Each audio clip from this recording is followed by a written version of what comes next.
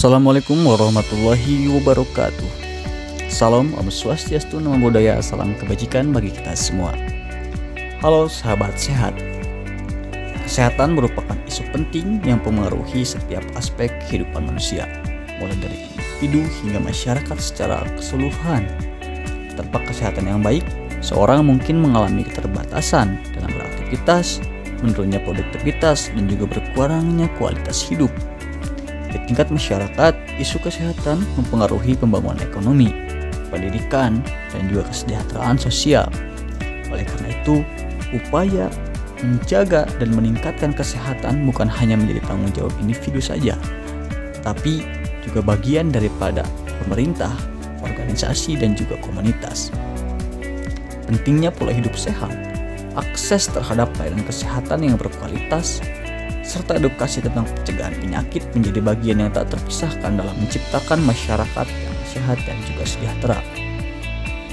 Kesehatan adalah aset yang paling berharga dalam kehidupan kita. Dengan tubuh yang sehat, kita dapat menjalani aktivitas sehari-hari dengan energi, pikiran yang jernih, dan juga kebahagiaan.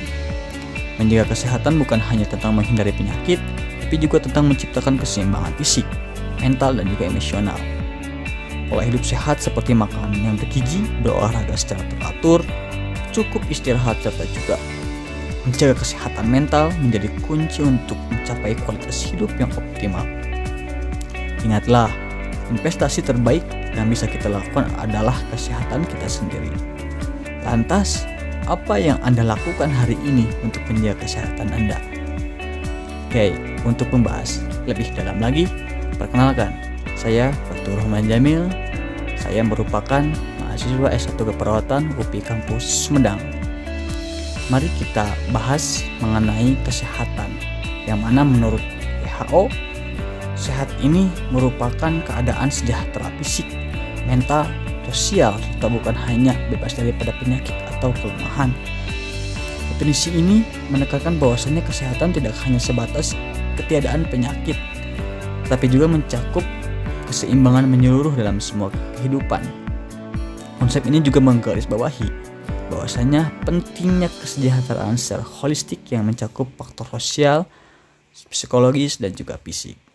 Selain WHO, Kementerian Kesehatan Republik Indonesia juga mengemukakan dalam Undang-Undang Nomor 36 Tahun 2009 tentang Kesehatan. Dalam undang-undang ini disebutkan bahwasanya kesehatan didefinisikan sebagai keadaan sehat, baik itu secara fisik, mental, spiritual, maupun sosial yang memungkinkan setiap orang untuk hidup produktif secara sosial dan juga ekonomis. Kesehatan, terutama pada anak, adalah suatu fondasi bagi pertumbuhan dan perkembangan yang optimal. Anak memiliki peluang lebih besar untuk mencapai potensi terbaiknya, baik itu dalam aspek fisik, mental, emosional, maupun sosial. Kesehatan anak tidak hanya mencakup ketiadaan sebuah penyakit, tapi juga pemenuhan kebutuhan gizinya, stimulasi tubuh kembangnya, juga lingkungan yang aman, serta akses layanan kesehatan yang juga memadai.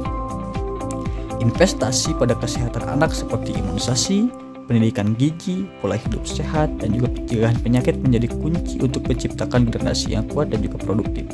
Selain itu, peran orang tua, keluarga, komunitas, dan juga pemerintah sangat penting dalam menciptakan kondisi yang mendukung tumbuh kembang anak secara holistik.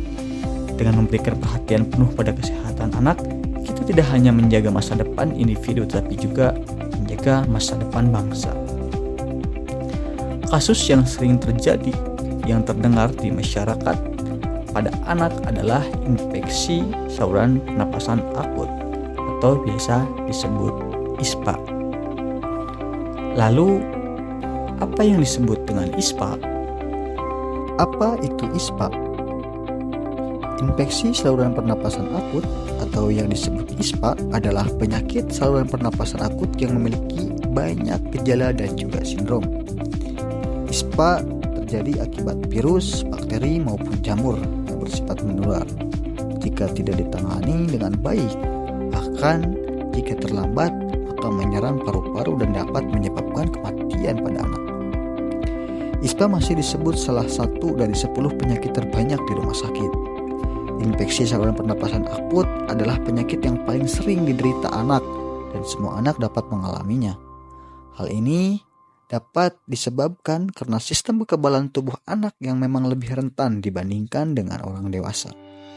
Pada anak berusia 5 tahun, risiko terjadi ISPA meningkat karena anak sudah bisa jajan sendiri, lebih sering bermain dengan teman sebayanya, dan juga mulai kurangnya jam tidur pada siang hari. Ketiga hal ini berperan mengurangi imunitas anak dan juga meningkatkan risiko penularan ISPA. Perlu dipahami dan juga perlu diperhatikan oleh semua orang tua bahwasanya pendekatan dengan anggota keluarga yang merokok meningkatkan risiko ISPA pada anak hingga 2 kali lipat. Lalu, apa penyebab daripada ISPA? Seperti yang telah tadi dijelaskan, bahwasanya ISPA dapat disebabkan oleh virus, bakteri, maupun jamur. Tetapi, penyebab ISPA yang paling umum adalah virus. Jenis virus yang sering menyakit adalah rhinovirus, virus pernapasan sintikal, influenza, influenza, coronavirus, enterovirus, adenovirus, dan Zika virus. Lalu, bagaimana proses terjadinya ISPA? Proses penyakit ISPA dapat terjadi karena masuknya beberapa bakteri terhadap tubuh manusia melalui partikel udara. Kuman ini akan melekat pada sel epiteli hidung dengan mengikuti proses pernapasan. Maka kuman tersebut bisa masuk ke bronkus dan masuk ke saluran pernapasan, yang mana mengakibatkan demam, batuk, pilek, sakit kepala, dan juga sebagainya. Perjalanan klinis penyakit ISPA dimulai dengan berinteraksinya virus dengan tubuh. Masuknya virus sebagai antigen ke saluran pernapasan menyebabkan silia yang mendapat pada permukaan saluran napas yang bergerak ke atas mendorong virus ke arah faring atau dengan suatu tangkapan refleks spasmus oleh laring. Jika refleks tersebut gagal, maka virus merusak lapisan epitel dan lapisan mukosa saluran pernapasan. Iritasi virus pada kedua lapisan tersebut menyebabkan timbulnya batuk kering. Kerusakan struktur lapisan dinding saluran pernapasan menyebabkan kenaikan aktivitas kelenjar mukus yang banyak terdapat pada hidung pada saluran napas, sehingga terjadi pengeluaran cairan mukosa yang melebihi normal. Rangsangan cairan yang berlebih tersebut menimbulkan gejala batuk. Selanjutnya, apa saja gejala ISPA? Gejala ISPA sebenarnya tak hanya 1 atau 2 tanda saja, hanya biasa disebut dengan sindrom karena banyak menimbulkan berbagai keluhan terutama pada saluran pernapasan bagian atas yang disebabkan adanya infeksi virus atau bakteri. Timbulnya gejala ISPA biasanya cepat, yaitu dalam waktu beberapa jam sampai beberapa hari. Berapa jam setelah terinfeksi virus atau bakteri, sebenarnya tubuh telah memberi reaksi dengan cara meningkatkan produksi lendir pada saluran pernapasan anak. Orang tua dapat merasakannya saat menggendong atau memeluk anak. Bila ada penumpukan lendir, maka terasa ada perbedaan rasa getar pada dinding dada depan maupun punggung anak. Selain itu, anak juga akan lebih sering bersin.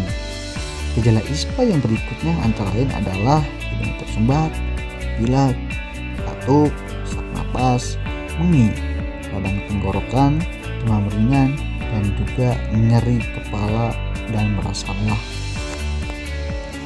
Yang selanjutnya adalah klasifikasi dari ISPA.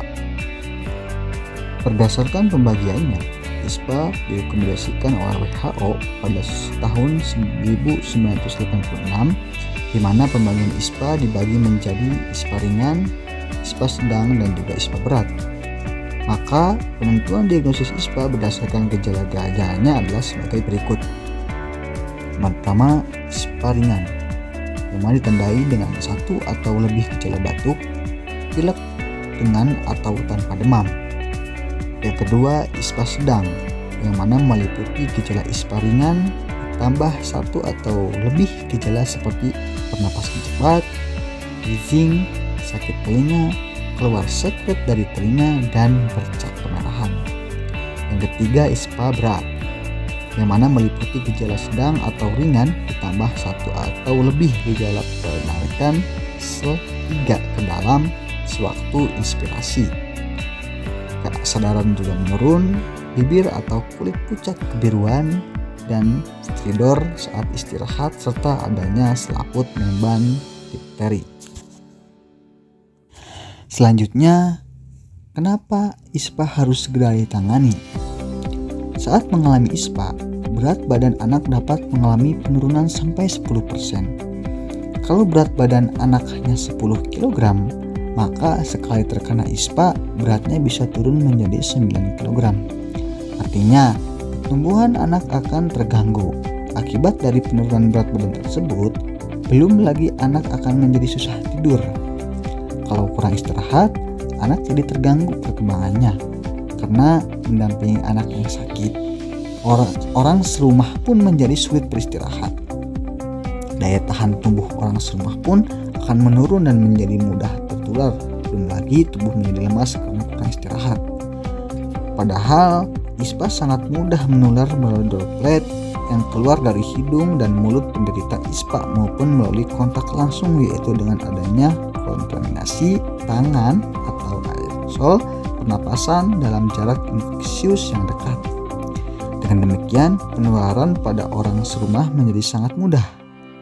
Sangat dibutuhkan peran serta keluarga untuk melakukan pencegahan dan penanggulangan ISPA pada anak, karena anak merupakan kelompok yang rentan tertular penyakit ISPA. Lalu, bagaimana agar tidak terkena ISPA? Infeksi saluran pernapasan akut dapat dicegah dengan meningkatkan daya tahan tubuh atau imunitas tubuh kita. Ada beberapa cara yang harus dilakukan setiap hari oleh orang tua terhadap anaknya. Pertama adalah berjemur. Yang kedua, rajin mencuci tangan. Yang ketiga, menghindari menyentuh bagian wajah. Yang keempat, menghindari asap rokok. Yang kelima, makan sehat dan cukup. Yang keenam, istirahat yang cukup. Yang ketujuh, bergerak aktif. Dan yang terakhir, selalu bergembira. Lalu, apabila anak telah terjangkit ISPA, apakah penanganannya bisa dilakukan secara mandiri? Jawabannya adalah bisa. Ketika anak sudah terkena ISPA, maka beberapa hal ini dapat dilakukan oleh orang tuanya. Yang pertama, memberi uap hangat. Caranya dengan panaskan air hingga mendidih, lalu letakkan di wadah yang aman. Tetesi dengan minyak kayu putih, minyak serai maupun minyak telon. Dudukkan anak agar uap air panas dapat masuk ke hidungnya. Tujuannya agar uap hangat bisa melegakan pernapasan anak. Apabila ada alat nebulizer di rumah, dapat digunakan sesuai dengan petunjuk dokter. Yang kedua, tepuk dada. Caranya, sungkupkan tangan berbentuk huruf C, lalu tepukan secara ringan ke punggung dan dada anak. Lakukan selama 1 menit. Tujuannya adalah untuk melepaskan dahak yang menempel pada saluran pernapasan anak. Apabila anak tidak merasa nyaman, jangan dipaksakan. Yang ketiga, berjemur. Apabila ada matahari, ajak anak berjemur. Berjemur harus menjadi kegiatan yang menyenangkan. Lakukan sambil bermain riang atau dapat juga sambil membacakan buku cerita yang menyenangkan. Yang keempat, tetap makan. Apabila anak susah makan, ayah dan bunda boleh memberikan es krim, susu atau puding dingin berbahan dasar susu yang disukai anak. Es krim atau puding dingin berbahan dasar susu bukan penyebab anak ISPA.